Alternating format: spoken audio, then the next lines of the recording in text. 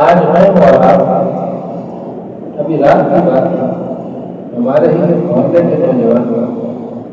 رات 10-11 بجے تک واپس آیا نوجوان میں کو جانتا ہوں، مجھے جانتا ہوں، اس سے آگے آگے چلتے ہیں کھڑے ہو کر بوتل ہاتھ میں پکڑی ہے، کھڑے ہو کر بوتل پی رہے ہیں، جا رہے ہیں،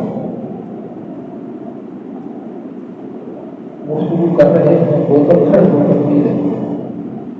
یہاں یہ مسئلہ سنتے چلے جائیں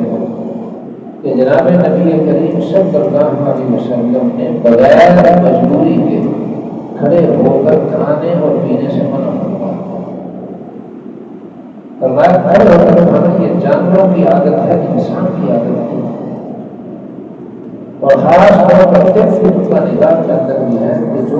انسان کھڑے ہو کر پانی پیتا ہے اس کے گردے جلدی خراب نہ ہوتے، کیونکہ میرے نبی صلی اللہ علیہ وسلم کی ہر سنت کے اندر شفا تھا۔ ہم سنت کو چھوڑ کر ریاض کو دیکھتے ہیں، جو دنیا دار ہیں ان کو دیکھتے ہیں کھڑے ہو کر کھانا بھی کھاتے ہیں، چلتے چلتے کھاتے ہیں جیسے جانور کرتے ہیں۔